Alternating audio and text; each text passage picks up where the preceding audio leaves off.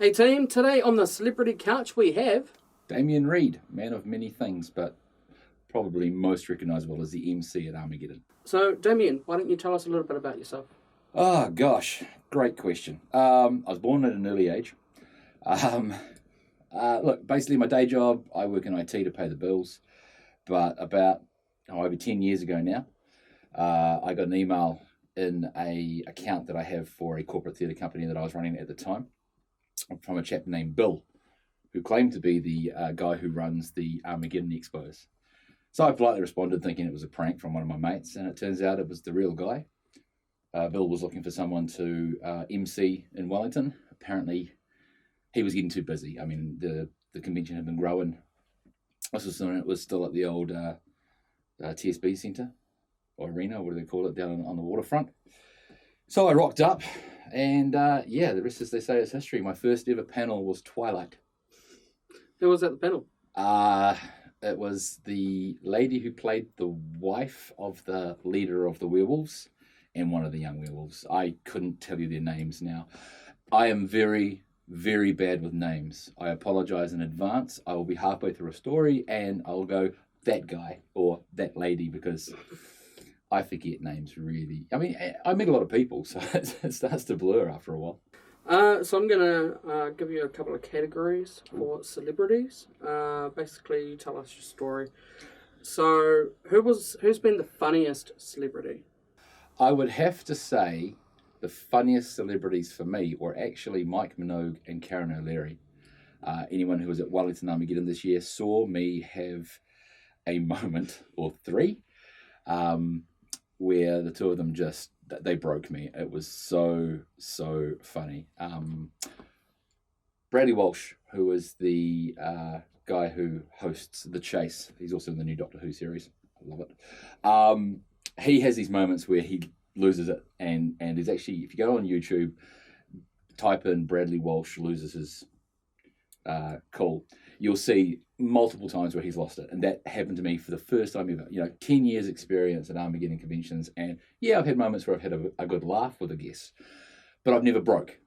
They had me curled up in the fetal position on the couch, tears streaming out of my eyes because of who they are. So I've watched What We Do in the Shadows. I've watched Wellington Paranormal. Love them both. Second season's dropping, so I'm looking forward to that. I had no idea, though, that the characters that they play, basically just them in real life, but a little bit amplified. Like a fantastic professional wrestling persona. The best ones are based on the actual personality of the character or the person, and then they're just made larger than life. It's not a huge leap, because I spoke to them afterwards, but the way they just stayed in character, they were very, very quick in some of their answers, and what they were saying, I've always found interviews where the person stays in the character challenging. I've always thought that those are the ones that you tend to have to do a bit more work on, because quite often they'll get asked questions as the actor, not as the character. So we had one particular person who wanted to just do his comedy shtick as his character, was not interested in answering any questions about him, the person, or him, the actor, just wanted to, and that was very, very hard, but I let him, you figure out how to do it. So when I found out that Karen and Mike were going to be in character, I thought, oh yeah, they'll be in character for a bit, then they'll break. When they first turned up, I said, okay, you guys are going to answer do the first half in character, then the last half, as yourselves. No. They didn't break me in Tauranga or Christchurch after that, but they got close. So they would be the funniest moments I've had on stage, the funniest actors I've had on stage, just because of the scenario. What about awesomest celebrity? Is awesomest a word? Awesomeness from Armageddon is Awesomeness. Thank you very much. Apologies. Trademark pending. Most awesome. You can't pick one, because there's ones for different reasons. Lance Hendrickson sticks out for me because I grew up watching a lot of his stuff. I'm a huge Lance Hendrickson fan. But when we got there and we started the panel, 20 minutes in, he turned around and said, we might as well just finish this, because the audience were asking the same three questions. would you do Millennium again? Why did they cancel Millennium? And what's it like doing Alien? That was pretty much the three. Oh, we had one kid that wanted to sing him Rammstein, but we stopped that. But he could see it wasn't going anywhere. And I've been looking forward to this panel for quite a while because it's Lance freaking Hendrickson. If you don't know who he is, Google him and shame on you. So I got him to sit. I said, no, come sit down on the couch beside me. And we just basically talked for the next 40 minutes. I asked him about his charity work. I asked him about how he got into the industry because he was a set painter. He painted sets because he's an amazing artist. I'd recently purchased his graphic novel, so he talked about that, To Hell You Ride. The fact that he couldn't read until he was in his later life, 30s and 40s. His wife used to read the sides. He'd memorize them and go into his auditions. So he's a huge advocate for adult literacy. That to me was just an awesome experience. But yeah, it's different for different things. I had an awesome time with just recently with Yuri Lowenthal, Tara Platt, and William Sayers. They're all did the voices on the PS4 Marvel Spider-Man game. I loved the game. I loved the characters. William Sayers' portrayal of Dr. Ock is the first time I've ever, in all the comics I've read, all the different types of genres he's been in, whether it's real life action film, cartoon, whatever, I've never really felt any empathy for Dr. Ock. William Sayers brought a level of empathy towards a character that I'd never had before. It was more a movie. I wrote a review on it on witchdoctor.co.nz, we plug. And the title is it a game or is it a movie? The storyline brings you in so much. And then you get to meet those people. We went on a Mirai visit with them, and part of that group also included Amber Nash, who voices Pam Poovey on Archer.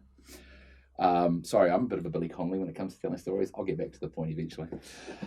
And we only have an hour. Okay, there is these big Māori warriors who'd been putting on a performance of Māori culture for them, and so they're all buzzing out. Amber's getting up and getting pictures with them. All the guys getting pictures with the Māori warriors, and I sort of walked over to the chief, the guy who's playing the chief, and his sister was freaking out about some of the young guys that we had from Teen Wolf and Shadowhunters because young boys, they're very, very good looking guys. Curse them with their youth, their talent, and their looks, but the guys kind of oh yeah, that's not really their thing. And I said, oh, bro, do you like Archer? He goes, oh, I love Archer. I said, that lady you just had a selfie with. Oh, don't tell me she wrote it. No, she actually voices Pam Poovey. And he was like, oh my God. So he rushed over and got a picture of her. And then it was like, oh, you play PS4, eh? Yes. Yeah. I said, you play Spider-Man. He said, oh, that's my jam. Literally, he said, that's my jam. I'm not making this up. And that's when I introduced him to Will Sayers, Yuri, and Tara, who obviously Will played Doc Ock. Yuri was Spider-Man, and Tara, funnily enough, who's married to Yuri, played Yuri Watanabe. So yeah, he spent the entire time in the recording studio talking to himself. It was very egotistical. No, Yuri's not like that at all. And this kid this guy, and he's in his mid-20s, big fella, turned into a 5-year-old kid. An absolute ball. So yeah, it's that sort of thing. Awesomest moments. Not so much people, because they're all pretty awesome. Otherwise they wouldn't be doing what they do. But moments. Well, lots of awesome moments. So what about most weirdest celebrity you've had? I never met him, and I can't remember his name. He was a graphic. I think it was one. He was a voice actor. I think one of the voice actors. He turned up for the first day, and then disappeared. He just decided to walk away. I think I met him once, and he was a repeat guest. And when I first met him, he was fine.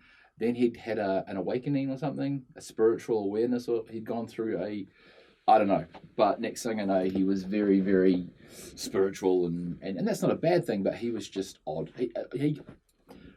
I understand now how people end up in cults. And he just disappeared. I have no idea to this day what happened.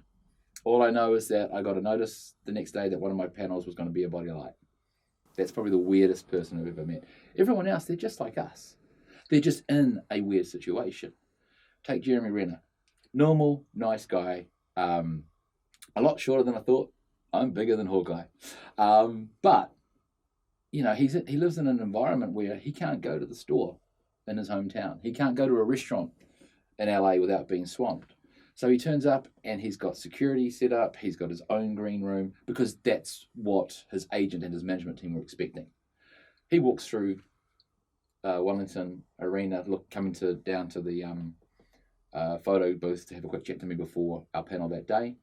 And he's looking around, you could tell, he visibly relaxes because whilst there's a lot of people there and they see him and they're like, oh, wow, that's Jeremy Renner, that's Hawkeye. They're respectful and they give them their distance. So, yeah, there's not really weird people. They're just, they do a job and the hysteria that's been built up, and not so much here in New Zealand or Australia, but overseas, France and Japan and America, for example, the hysteria that gets created, it makes it a weird situation. What about unique? We're all unique. That's an impossible question to answer, and it'll all be for different reasons. But one that springs to mind, and again, it's not the person, it's the situation, was Yardley Smith, that voices Lisa Simpson in The Simpsons. I was unable to make the Hamilton Armageddon that year, so she had a different MC who introduced her and walked away and went and had a cigarette out back. Now that happens a lot of places. The facilitator or the MC will introduce the guest and then walk away.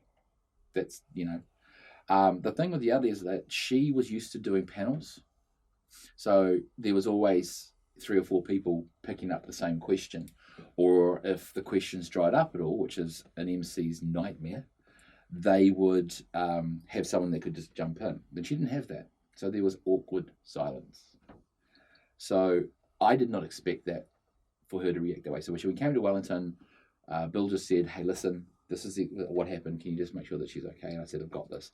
And we're up there, and she was in mid-flow, and she finished answering the question, and there were no hands up.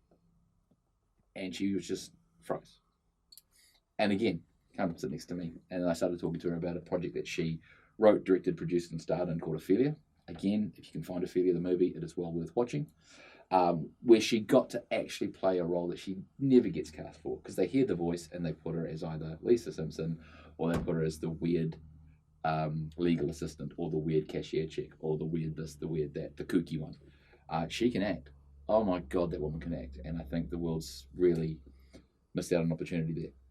But no, they're all unique in their own way.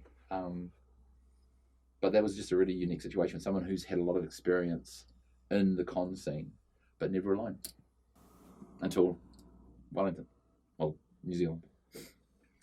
And lastly, what about the most boring celebrity? He is sitting on your couch right now.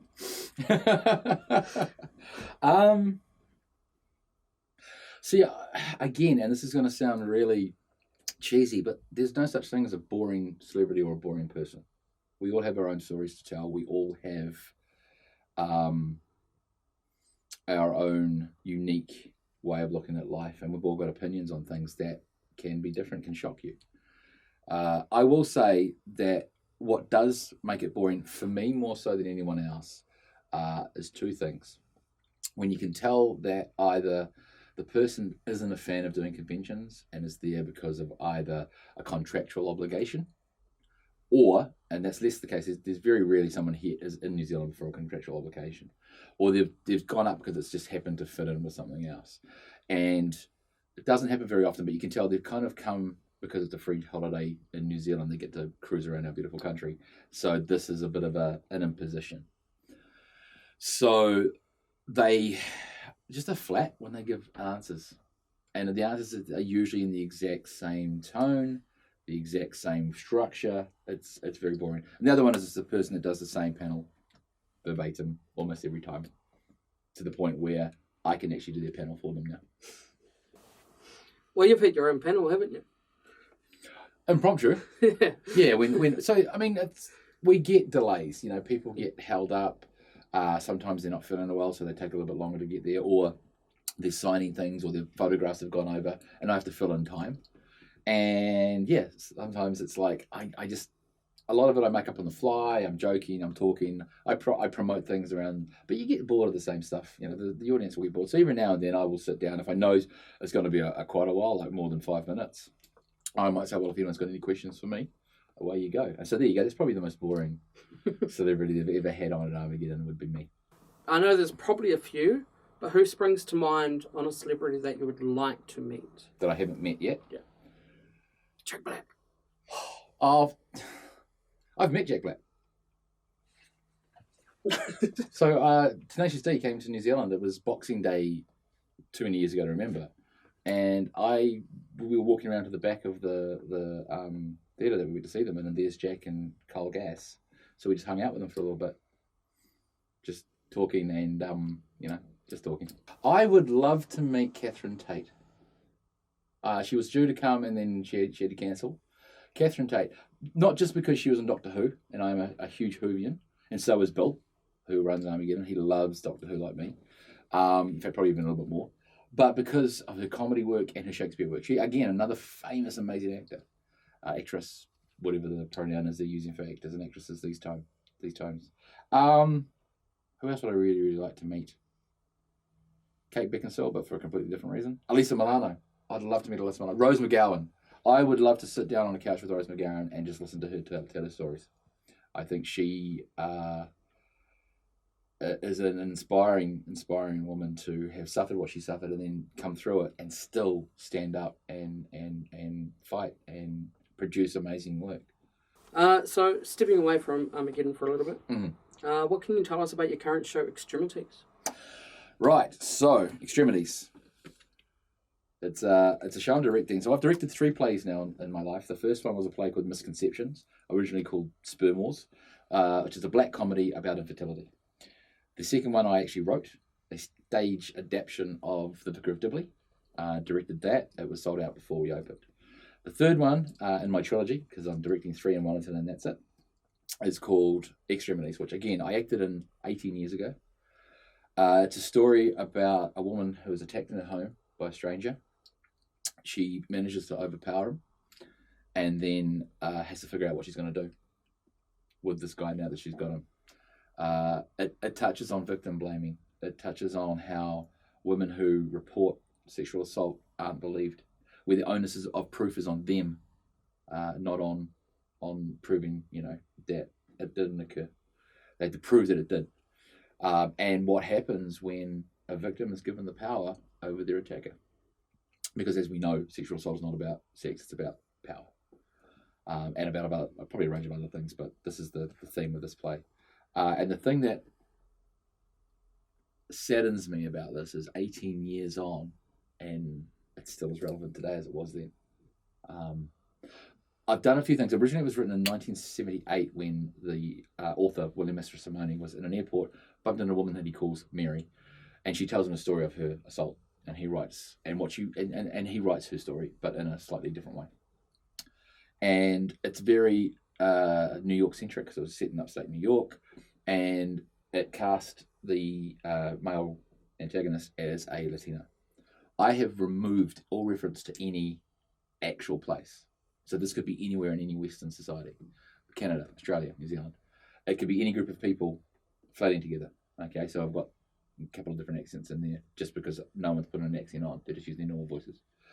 And I took out the Latino male and I made him, well, partly because the person who cast is just a regular looking Caucasian male. I made him a regular Caucasian male. Because of 2 things. The person that is going to attack you isn't always going to be, this minority that the Republicans in America like you to think it's going to be. It's going to be quite often the person that you don't expect. So I saw that you brought some stuff along. I did. So I got some presents for you, or you can do them giveaways. These are just a couple of the comics that Bill actually writes with his company, Beyond Reality Media. It's the Pre-Apocalypse, Now Apocalypse, and Warden. Warden is probably one of the coolest superhero stories I've ever read. These are, there's heaps of them out there, but go to Beyond Reality Media and you'll be able to get them. But those are for you. Thank you very much for having me. Yes, and I just wanted to show this. This is one of my prized possessions. This is, I bought this for charity, but this here is the actual script that Paul McQuillan had from the 100th episode of Stargate Atlantis, signed by him. Now, I've got some friends who have bought similar things, and they've got all the entire cast to sign them. And I had the opportunity because I've obviously Joe was there. Jason Momoa's been there. Tara Rothery's been around. We've had a lot of Stargate people. David Nichol. But this was his script. So I've just kind of got his signature on it for me. And I was a huge, big fan. Actually, all the favourite people on those shows, my favourite people always ended up getting killed. Tara Rothery, Paul McQuillan. If you're a doctor on Stargate. But yeah, sadly, that's all the time we have for today with Damian Reid. But if you'd like to see a second video, which we could be sitting here for days and just rattle each other's brains. It's great. Yeah. But if you want to see it, it is hashtag Second Interview, Damian Reid MC. And if you want to follow me on on Instagram, I'm really bad at it. I have a flurry of activity around the Armageddon conventions, but I'm trying to be better at it. Damian Reid MC stands for Master of Ceremonies and Marriage Celebrant. So, and I'll be, if you are looking to get married, again, just find me, Damian Reid MC at gmail.com is my email address. And yeah, yes. Now remember, like this video, share this video, subscribe to this man's channel. He's good. He has entertaining interviews. And yeah, if you don't like it, don't tell anyone. Now, if you want to see me take Season 3 on the road, potentially in Auckland, where I have some awesome contacts, then jump over to our Facebook page, www.facebook.com/entertaininginterviews. And around that page, you will see a link on how you can support this channel to be able to make that happen. Hopefully you enjoyed Entertaining Interview Season 2. We had a whole ball of fun filming it. Once again, huge shout out to Tony McDonald from Plastic Groove for the venue and also for the audio engineering, one of our major sponsors, and our other major sponsor, Tim Simpson from Nitro Film, for sponsoring us with gear. So, like I said, jump over to our Facebook page, check it out, jump in and help us out, take Season 3 on the road, and hopefully we'll be seeing you guys again very soon.